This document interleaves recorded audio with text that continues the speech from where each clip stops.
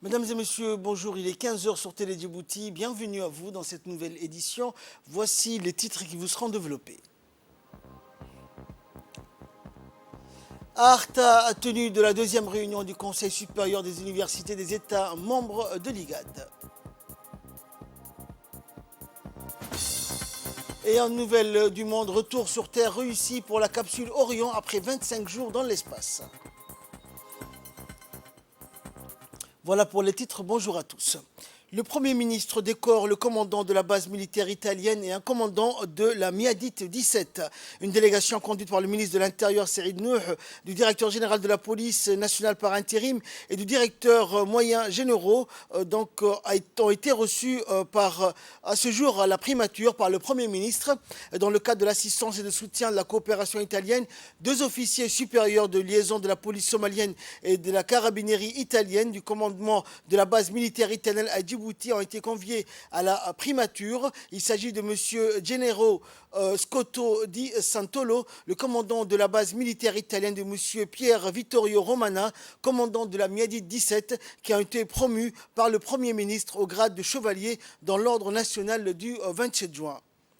Le ministère de la Femme et de la Famille, avec l'appui du FNUAP et financement de l'Union européenne dans le cadre du projet FEMFI, a organisé ce matin un atelier de formation sur la planification stratégique sensible à la dimension genre, renforcement des capacités institutionnelles de Djibouti. Cet atelier de formation va durer 10 jours, du 12 au 22 décembre prochain, et se déroulera au Palais du Peuple.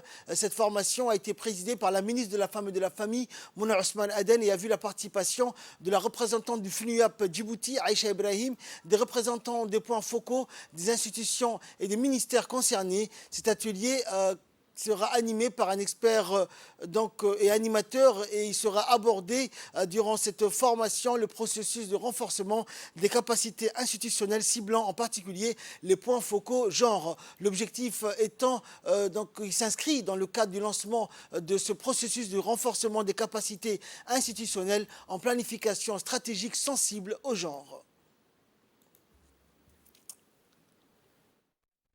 Planification stratégique au genre. À travers ce processus de formation, il s'agit en fait de contribuer à l'incorporation des préoccupations et les expériences des femmes aussi bien que celles des hommes dans l'élaboration, la mise en œuvre, le suivi et l'évaluation des politiques, programmes et projets dans tous les domaines clés du développement, de manière à ce que les femmes et les hommes bénéficient d'avantages égaux et que l'inégalité ne puisse se perpétuer. Ceci appelle donc les gouvernements et toutes les institutions de développement à adopter une approche intégrée de l'égalité à tous les niveaux du processus de planification.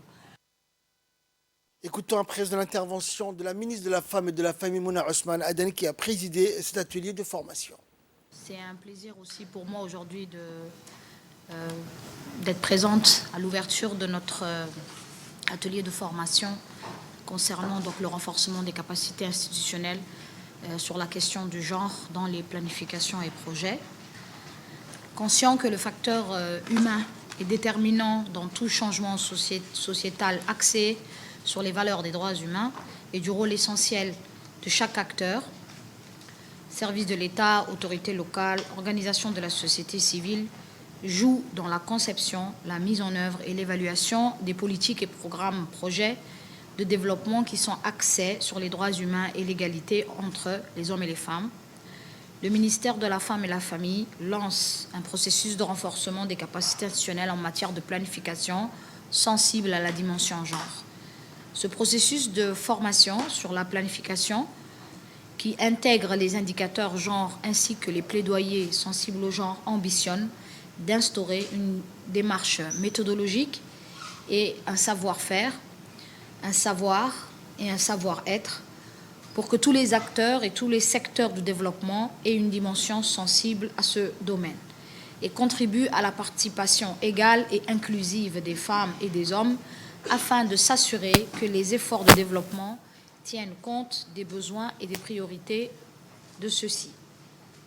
L'objectif de ce processus de formation est de renforcer donc les capacités, en particulier ceux des points focaux genre sectoriels, en tant que catalyseurs pour stimuler le processus d'intégration des questions d'égalité en appui à la mise en œuvre, au suivi et évaluation des politiques et programmes de leurs institutions respectives, et ce, en leur facilitant la compréhension, le soutien à l'approbation des concepts et outils d'analyse genre, et de toutes les étapes du processus de planification visant une approche inclusive des femmes et des hommes dans la promotion du développement durable. La deuxième réunion du Conseil supérieur des universités des États membres de l'IGAD a débuté donc hier à Artaville et se poursuivra jusqu'à aujourd'hui avec la visite du campus de l'université de Djibouti ainsi qu'une prise de contact avec son équipe dirigeante. Cette rencontre interuniversitaire regroupe les présidents, recteurs, chanceliers et délégués des principales universités de la région, parmi lesquelles celles de Djibouti, Khartoum, Addis Abeba, Nairobi, Makerere en Ouganda, Djigdjiga en Éthiopie et Afad au Soudan. Cette rencontre régionale a été officiellement lancée par l'adjoint du préfet de la région d'Arta, Mohamed Fouzi Ahmed, ainsi que le président de l'université de Djibouti, Dr Jama Mohamed Hassan, qui a tenu à accueillir ses pairs en République de Djibouti. Au nom du secrétaire exécutif de l'IGAD, Dr Werkene Gebeyehu, et Mme Fathia Alouane, directrice de la santé et du développement social à l'IGAD, a de son côté insisté dans sa brève intervention sur l'importance du secteur de l'enseignement supérieur pour l'intégration sociale et économique de la sous-région de l'IGAD. Le Conseil supérieur des universités des États membres de l'IGAD est l'organe représentatif et l'émanation du Forum des universités de l'IGAD suite à l'élection de son comité directeur qui s'est réuni pour la première fois en avril 2021. Arta, et pour cela nous remercions en ma qualité d'autorité des représentants des autorités de la région à l'intérêt et à la promotion que vous faites pour la région en essayant de faire participer vos agendas ici dans la salle de réunion du centre de Sinihil d'Arta. Cette deuxième réunion du conseil d'administration a certaines thématiques dans lesquelles les représentants des universités de Khartoum, d'Addis Abeba, de Djibouti et de Nairobi et de la Somalie vont, durant les 2 jours, discuter des voies et des moyens de leurs plans d'action et leurs perspectives communes. Et pour cela, nous déclarons ouverte la deuxième réunion du conseil d'administration ici à Arta. Écoutons à présent l'intervention de la directrice de la santé et du développement social à l'IGAD, Mme Fathia Alouane. Comme vous le savez aussi tous, le Conseil a tenu sa première réunion consultative en juillet 2021 à Khartoum. C'est alors que le Conseil a adopté son programme de travail et aussi a commencé à s'impliquer sérieusement dans les activités qui revêtent un intérêt majeur pour l'IGAD. À ce stade, je tiens aussi à souligner que l'éducation générale au cœur du programme de l'IGAD, l'enseignement supérieur en particulier, est l'un des axes majeurs du développement socio-économique de nos États et de l'intégration régionale, tout en servant de socle à l'épanouissement intellectuel, professionnel des citoyennes et citoyens de notre vaste espace sous-régional.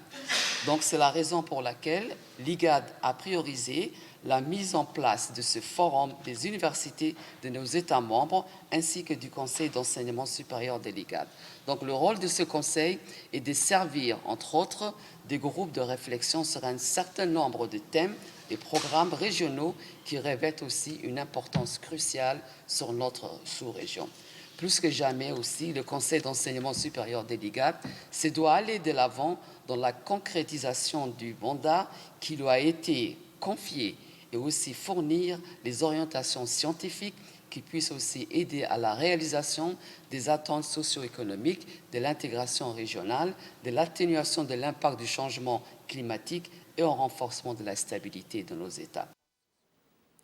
En raison de ces conditions climatiques difficiles, la République de Djibouti a été confrontée à des sécheresses sévères et récurrentes au cours des dernières décennies. Le changement climatique pourrait accélérer le risque de dégradation des sols, la perte des terres arables et l'érosion de la biodiversité. C'est dans ce contexte que l'Institut des sciences de la vie et du Centre d'études et de recherche de Djibouti, le CERD, en partenariat avec la Direction de l'agriculture et des forêts du ministère de l'Agriculture et la FAO, ont organisé dans le cadre de la célébration de la Journée mondiale des sols une formation sur les pratiques agroécologiques lors d'une journée de champ-école sur la ferme agricole de Djamagedi à Dikil le dimanche 11 décembre dernier, hier notamment, au bénéfice des agriculteurs et agricultrices leaders des régions de l'intérieur du pays. L'objectif de cette formation consistait à faire le point sur l'état et les enjeux liés à la fertilité des sols djiboutiens en rapport avec la production agricole, la nutrition animale et la nutrition humaine.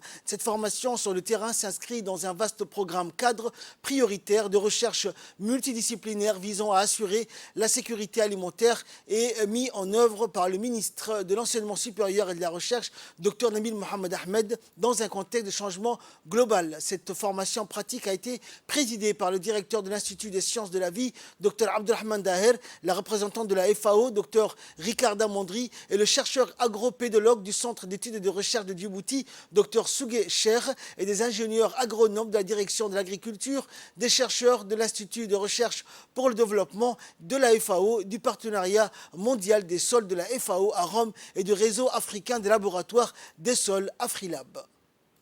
Partenariat mondial sur les sols, où tous les pays du monde sont partis là, et Djibouti aussi, avec les CERT.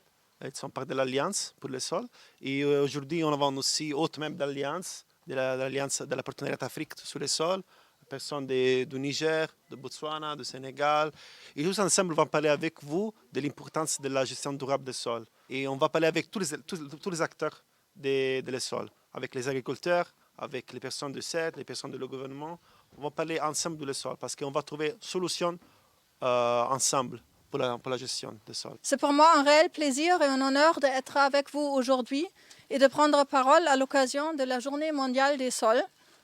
Et le thème retenu de cette Journée mondiale de cette année, de 2022, est « Les sols, c'est là où la nourriture commence ».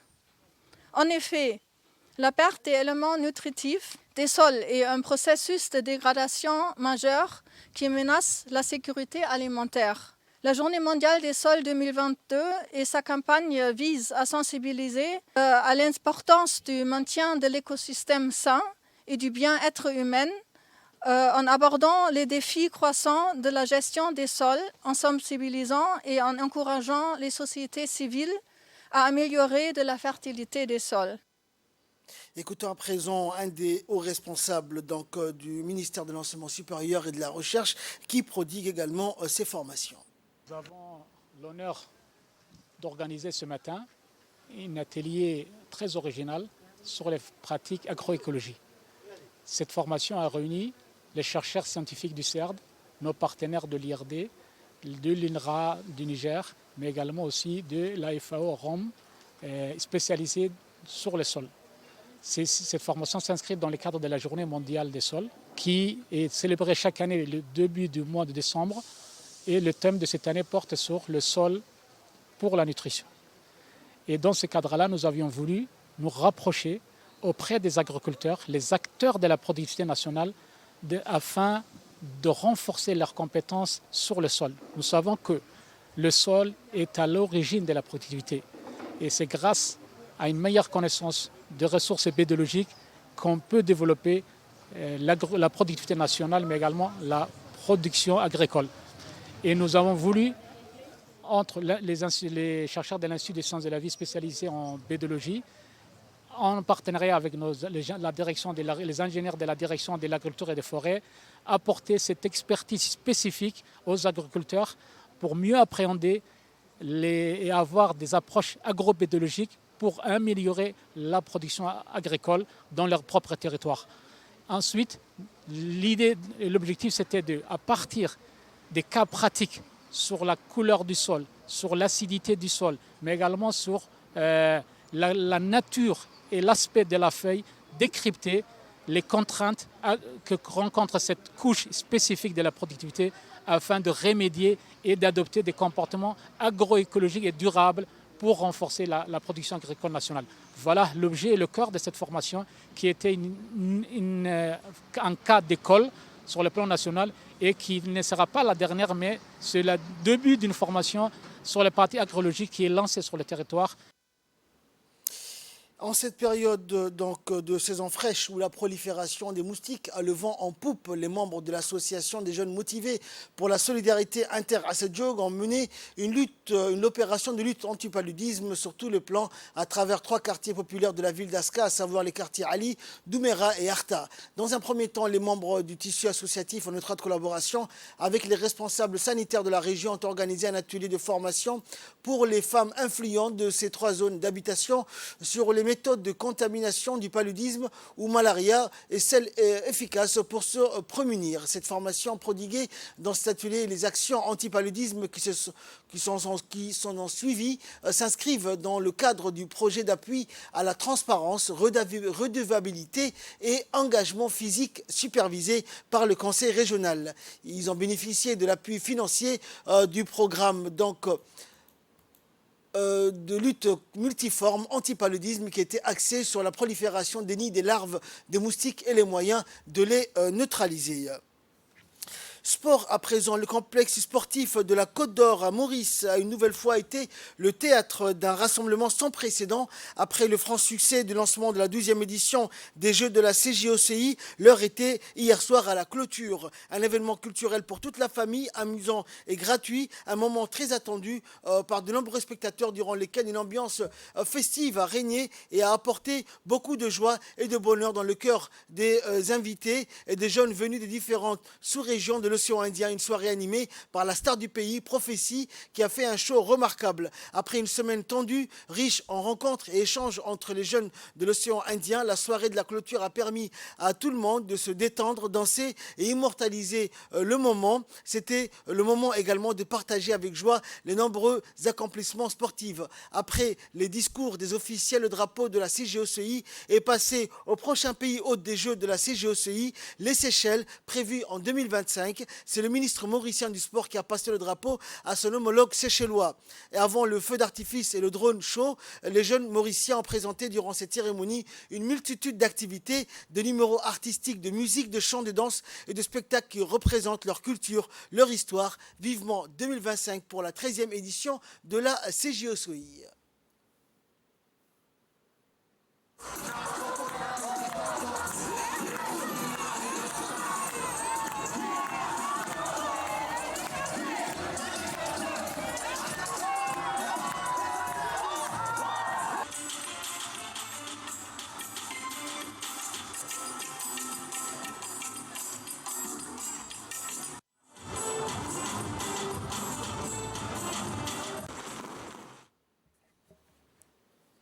Et de là, nous passons à l'actualité internationale. Retour sur Terre, donc réussi pour la capsule Orion après 25 jours dans l'espace. Après avoir passé un peu plus de 25 jours dans l'espace et s'être rendu autour de la Lune, le vaisseau Orion de la NASA a améri hier dans l'océan Indien. Dernière étape d'une mission couronnée de succès et préfigurant le retour des humains sur la Lune dans les années qui viennent. L'amérissage a eu lieu au large de l'île mexicaine de Guadeloupe et la capsule qui ne comportait pas d'astronautes à bord pour ce vol test est entrée dans l'atmosphère terrestre à une vitesse de 40 000 km/h et a dû supporter une chaleur infernale de 2800 degrés Celsius, soit la moitié de la température de la surface du Soleil. Le vaisseau a été freiné dans sa vertigineuse descente par une série de 11 parachutes jusqu'à atteindre une vitesse d'environ 30 km/h au moment de toucher l'eau.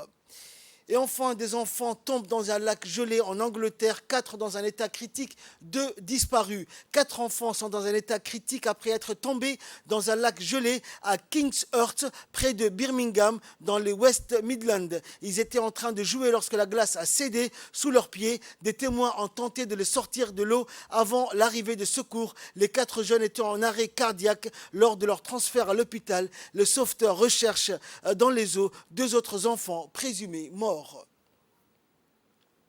C'est la fin de ce journal. Merci de nous avoir suivis. Excellent après-midi sur Télé Djibouti.